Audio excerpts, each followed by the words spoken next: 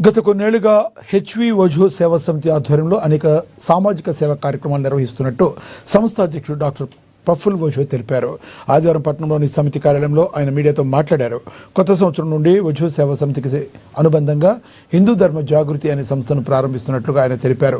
శ్రీరామచంద్ర గోపాలకృష్ణ మఠాధిపతి యోగానంద సరస్వతి చేతుల మీదుగా దీన్ని ప్రారంభింపజేస్తారు.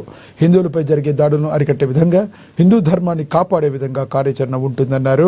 హిందూ ధర్మాన్ని వ్యతిరేకిస్తూ జరిగే కార్యకలాపాలపై పూర్తి చట్టబద్ధంగా తమ నిరసన కార్యక్రమాలు ఉంటాయని ఆయన తెలిపారు. మరి ఇటువంటి సమయంలో తెలంగాణ డాక్టర్ హెచ్వి వజూ సేవా సమితి ఆధ్వర్యంలో గత కొన్ని సంవత్సరాల నుండి సేవా కార్యక్రమం మేము చేపడుతున్నాము. మరి 2025-26 లోపల మాకు ఒకటి మంచి ఆలోచన వచ్చింది. ఏమంటే దాన్ని ఒకటి హిందూ ధర్మ జాగృతి అనే ఒక అనుబంధ విభాగము ఏర్పాటు చేయాలి.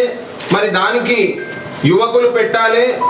ఈ విభాగము ఓన్లీ హిందువుల మీద జరిగే అన్యాయాలు, హిందువుల మీద జరిగే ఎన్నో ఆఘాతాలు ఇప్పుడు దేశంలో మనం చూస్తున్నాము.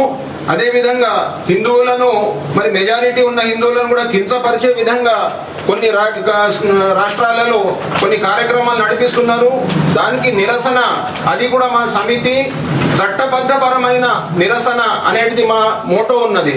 మనము ఎట్టి పరిస్థితుల్లో చట్టం చేతిలో తీసుకోకుండా చట్టపరంగా మనము ఏదైనా చేయాలి అని ఒక ఆలోచనతో ఈరోజు శ్రీ శ్రీ శ్రీ యోగానంద సరస్వతి గారి చేతుల మీదుగా ఇది కూడా ఆవిష్కరణ హిందూ ధర్మ జాగృతి అని మనం ఇక్కడ ఏర్పాటు చేసినాము.